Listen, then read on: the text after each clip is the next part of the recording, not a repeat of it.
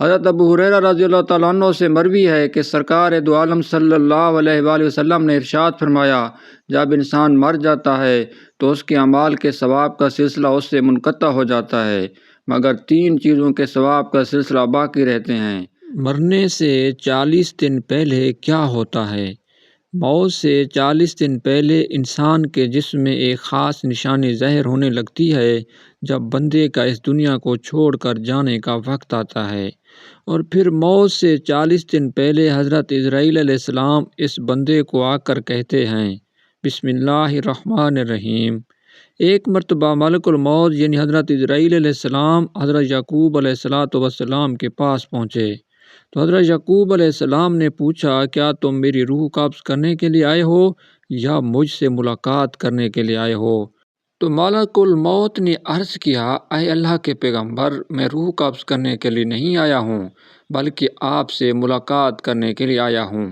تو حضرت یعقوب علیہ السلام نے فرمایا، ٹھیک ہے، لیکن جب تو میری روح قبض کرنے کے لیے آؤ تو کوئی قاصد میری طرف لازمی روانہ کرنا، کوئی پیغام میری طرف لازمی بھیج دینا۔ تو ملک الموت نے کہا، میں جب آپ کی روح قبض کرنے کے لیے آؤں گا تو اس سے پہلے 2 یا 3 قاصد آپ کی طرف روانہ کر دوں گا اور وہ آپ کو اطلاع کر دیں گے۔ چنانچہ ایک وقت آیا جب ملک الموت حضرت یعقوب علیہ السلام کے پاس اچانک آ گئے اور روح قبض کرنے کی بات کہی۔ تو حضرت یعقوب علیہ السلام نے فرمایا کہ تم نے تو مجھ سے وعدہ کیا تھا کہ میں تمہاری روح قبض کرنے سے پہلے کوئی قاصد بھیجوں گا، کوئی پیغام دینے والا آپ کے پاس بھیجوں گا، اچانک روح قبض کرنے کے لیے نہیں آؤں گا۔ تو ملک الموت نے کہا کہ میں نے آپ کی طرف قاصد بھیجا تھا اور وہ بھی 3 قاصد بھیجے تھے۔ حضرت یعقوب علیہ السلام نے فرمایا کہ وہ کون سے قاصد ہیں؟ ملک الموت نے فرمایا، پہلا قاصد یہ تھا کہ جب آپ کی داڑھی اور سر کے بال جو سیاہ ہو گئے ہوں وہ سفید ہونے لگیں۔ دوسرا قاصد میرا یہ تھا کہ آپ کے جسم میں جو طاقت اور توانائی تھی وہ ختم ہونے لگ جائے گی اور آپ کے جسم پر کمزوریاں لگیں گی۔ اور تیسرا قاصد میرا یہ تھا کہ آپ کی کمر جو بالکل سیدھی تھی وہ آہستہ آہستہ جھکنے لگے گی۔ تو یہ تینوں نشانیاں ملک الموت نے بتلائی ہیں، اور ملک الموت یعنی حضرت عزرائیل علیہ السلام نے فرمایا کہ ہر مرنے والے کے پاس تقریباً میرے قاصد آتے رہتے ہیں، لیکن لوگ ان کو نہیں سمجھتے، لوگ ان کو نہیں مانتے۔ اگر مرنے والا بندہ اپنی زندگی میں نیکیاں اور تقویٰ پرہیزگاری اختیار کرتا رہا، پھر اس کی موت کے بعد اس کا چہرہ خوبصورتی سے چمک اٹھا، تو یہ ایک ایسی علامت ہے جس سے اچھا تاثر لیا جا سکتا ہے اور اس بات کی امید کی جا سکتی ہے۔ مثال کے طور پر مرنے کے بعد لوگ اس کی تعریف کریں گے اور اس کے لیے دعائیں کریں گے، تو یہ اس کے لیے نیک ہونے کی نشانیاں ہیں۔ اس طرح زندگی میں اچھے لوگوں کی صحبت بھی انسان کے نیک ہونے کی نشانی ہے۔ حسن خاتمہ کے بہت سے اسباب ہیں جن میں اللہ تعالیٰ کی اطاعت پر استقامت، اللہ تعالیٰ کے بارے میں حسن ظن، سچائی، پرہیزگاری، توبہ، موت کو کثرت سے یاد کرنا اور دنیاوی چاہتے مختصر کرنا، آخرت کی فکر اور نیکوکار لوگوں کی صحبت قابل ذکر ہے۔ ناظرین کرام، روح جب جسم کو چھوڑنے کے لیے بالکل تیار ہو یعنی موت سے تقریباً 24 گھنٹے پہلے، تو ہاتھ پاؤں گھٹنوں کی جلد پر محسوسات ختم ہو جاتی ہیں اور ان کا رنگ بدلنا شروع ہو جاتا ہے اور نیلا رنگ اختیار کرنا شروع کر دیتا ہے۔ یہ نشانی واضح نشانی ہے جس میں سانس اکھڑنا شروع ہوتا ہے اور بے ترتیب ہونا شروع ہو جاتا ہے اور دھیرے دھیرے سے بجھ جاتا ہے۔ حضرت عائشہ صدیقہ رضی اللہ تعالیٰ عنہ سے روایت ہے کہ رسول اکرم صلی اللہ علیہ وآلہ وسلم نے ارشاد فرمایا کہ جب اللہ تعالیٰ کسی بندے کو نیک بخت بنانا چاہتا ہے تو مرنے سے پہلے 1 سال پہلے ایک فرشتہ اس کے پاس بھیجتا ہے اور وہ اس کو درست کرتا ہے اور نیک عمل کی طرف خواہش دلاتا ہے، یہاں تک کہ وہ نیک حالت میں مرتا ہے اور سب لوگ کہتے ہیں کہ یہ شخص نیک حالت میں مرا ہے۔ اور جب ملک الموت حاضر ہوتا ہے اس وقت اللہ تعالیٰ اس کی آخرت میں رہنے کی جگہ یعنی وہاں کے سامان اور راحتوں کو جو اللہ پاک نے اس کے لیے مہیا کر رکھے ہیں، تیار کر کے رکھیں، اس کو دکھا دیتا ہے تو اس کی روح خوش ہو کر نکلنے کا قصد کرتی ہے۔ اس وقت یہ شخص اللہ تعالیٰ کی ملاقات کے لیے خواہش کرتا ہے اور اللہ تعالیٰ اس کی ملاقات کو پسند بھی کرتا ہے۔ پھر ملک الموت روح قبض کرتا ہے، اور جب اللہ کسی بندے کے ساتھ برا کرتا ہے تو مرنے سے 1 سال پہلے اس کے پاس ایک شیطان بھیجتا ہے جو اس کو گمراہ کرتا ہے اور بہکاتا رہتا ہے یہاں تک کہ وہ بری حالت میں مرتا ہے، اور سب لوگ کہتے ہیں کہ اسے بہت بری موت آئی ہے۔ جب ملک الموت حاضر ہوتا ہے تو اللہ تعالیٰ اس کی آخرت میں رہنے کی جگہ اس کو دکھاتا ہے، تو اس کی روح خوف سے بدن کے اندر گھس جاتی ہے۔ اس وقت اللہ کی ملاقات یعنی سامنے آنے کو یہ ناپسند کرتا ہے، اور اللہ اس کی ملاقات کو بھی ناپسند کرتا ہے۔ پھر ملک الموت اس کی روح سختی سے کھینچ کر قبض کرتا ہے۔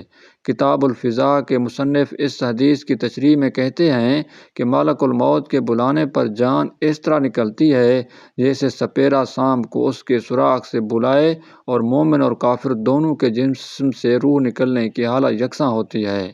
فرق صرف یہ ہے کہ مومن کی جان تو خود نکل کر جانا چاہتی ہے، اور کافر کی جان جسم کے اندر واپس جانا چاہتی ہے۔ حضرت جابر رضی اللہ تعالیٰ عنہ سے روایت ہے کہ میں نے رسول اکرم صلی اللہ علیہ وآلہ وسلم کو وفات سے 3 دن قبل یہ کہتے سنا کہ تم میں سے جو کوئی مرے اس حالت میں مرے کہ وہ اللہ تعالیٰ کی نسبت اچھا گمان رکھتا ہو، اللہ تعالیٰ کے پاس اعمال صالح لے کر جائیں۔ بس اس کا مفہوم یہ ہوا کہ اعمال صالح کی پابندی اس قدر کریں کہ مرتے وقت حق تعالیٰ کے ساتھ حسن ظن پیدا ہو جائے۔ حضرت انس رضی اللہ تعالیٰ عنہ سے فرمایا کہ رسول کریم صلی اللہ علیہ وسلم نے ارشاد فرمایا کہ دیکھو تو تم میں سے جب کوئی مرے تو اس حالت میں مرے کہ اللہ پاک کی نسبت اچھا گمان رکھیں، کیونکہ اللہ تعالیٰ سے اچھا گمان رکھنا جنت کی قیمت ہے، یعنی جس کو حق تعالیٰ سے حسن ظن پیدا ہو گیا وہ جنت میں چلا گیا۔ روایت میں ہے حضرت عمر فاروق رضی اللہ تعالیٰ عنہ نے فرمایا کہ رسول کریم صلی اللہ علیہ وآلہ وسلم نے فرمایا کہ جب اللہ تعالیٰ کسی بندے کو درست رکھتا ہے اس کو شہد جیسی خوشگوار چیز دیتے ہیں، یعنی اعمال صالح اور اخلاق حسنہ کی توفیق عطا فرماتے ہیں۔ صحابہ نے پوچھا کس طرح شیریں کرتا ہے؟ آپ نے فرمایا مرنے سے پہلے نیک کام کرواتا ہے یہاں تک کہ اس کے پڑوسیوں سے خوش ہو جاتے ہیں۔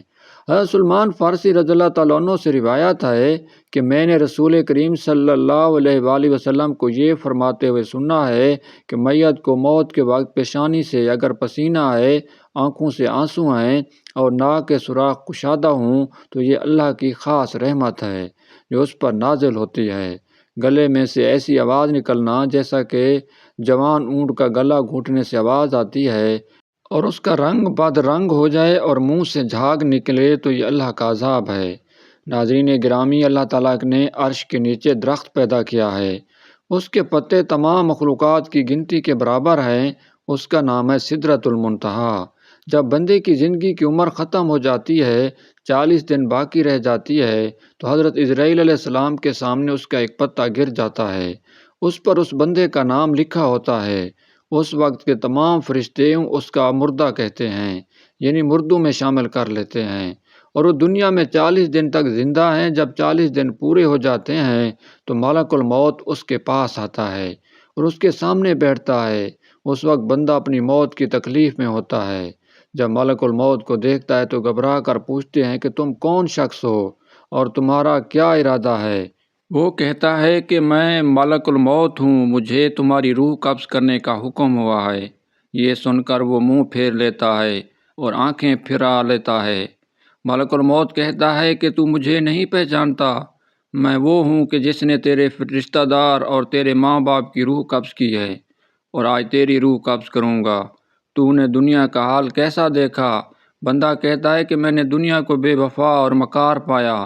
پھر اللہ تعالیٰ کے حکم سے دنیا اس کے آس پاس آئے گی اور کہے گی اے نافرمان، تو نے اپنے رب کی کس قدر نافرمانی کی اور کس قدر تو نے گناہ کیے۔ تمہیں نصیحت کی گئی اور بہت ساری باتیں تم نے سنی، لیکن تم نے جانا کہ ہم دنیا میں ہمیشہ رہیں گے۔ یاد رکھو کہ میں تجھ سے اور تیرے اعمال سے بیزار ہوں۔ پھر اس کے اعمال اس کے سامنے آئیں گے اور کہیں گے اے نافرمان، تو نے ناحق طریقے سے مجھ کو حاصل کیا۔ اگر تو غریب اور مسکین پر خرچ کرتا تو آج تیرے کام آتا۔ روایت میں ہے کہ جب آدمی کی زبان بند ہو جاتی ہے، 4 فرشتے اس کے پاس آتے ہیں اور سلام کرتے ہیں۔ پہلا فرشتہ آتا ہے، وہ بعد سلام کہتا ہے، اے بندے، اللہ نے تجھے تیری روزی پر موکل کیا تھا، میں نے تمام زمین پر چپا چپا چھان مارا مگر تیری روزی کا ایک لقمہ بھی کہیں نہ پایا۔ پھر دوسرا فرشتہ آیا اور اس کے بعد سلام کہتا ہے، اے اللہ کے بندے، میں تیرے پانی پر موکل تھا، میں نے تمام زمین پر چپا چپا تلاش کیا مگر تیرے پینے کے لیے قطرہ پانی کہیں نہ پایا۔ پھر تیسرا فرشتہ آتا ہے اور سلام کے بعد کہتا ہے، بندے، میں اللہ کے حکم سے تیری سانس پر موکل تھا، میں نے تمام زمین پر چپا چپا چھان مارا لیکن میں نے کہیں بھی تیرے واسطے ایک سانس بھی کہیں نہ پایا۔ چوتھا فرشتہ آتا ہے اور سلام کے بعد کہتا ہے، بندے، اللہ کے حکم سے میں تیری عمر پر موکل تھا، میں نے تمام زمین پر چپا چپا تلاش کیا مگر تیری عمر کا ایک لمحہ بھی نہ پایا۔ اس کے بعد نامہ اعمال لکھنے والے دو فرشتے اس کے پاس آتے ہیں اور سلام کے بعد کہتے ہیں، اے اللہ کے بندے، ہم تیرے اعمال لکھنے پر موقوف تھے۔ وہ نامہ اعمال اس کو دکھائیں گے اور کہیں گے، دیکھ، یہ تیرا نامہ اعمال ہے۔ اس میت کی آنکھوں سے آنسو جاری ہوتے ہیں اور دائیں بائیں دیکھتا ہے اور نامہ اعمال پڑھنے سے ڈرتا ہے۔ اس کے بعد ملک الموت اس کی روح قبض کرتے ہیں۔ روایت میں ہے کہ ربیع بن انس رحمۃ اللہ علیہ سے کسی نے پوچھا کہ ملک الموت تنہا ہی سب کی روح قبض کرتے ہیں یا ان کے ساتھ اور فرشتے بھی کام میں شریک ہوتے ہیں؟ تو فرمایا کہ روح قبض کرنے کا کام انہی کے حوالے ہے، لیکن اس کام میں مدد کے لیے بہت سے فرشتے ان کے ساتھ ہوتے ہیں، اور ملک الموت ان سب کے سردار ہیں، ان کا ہر قدم دنیا کے برابر ہے۔ پھر حضرت ربیع بن انس سے پوچھا کہ مومنین کی روح کہاں رہتی ہیں؟ فرمایا 7ویں آسمان کے اوپر سدرۃ المنتہا کے پاس۔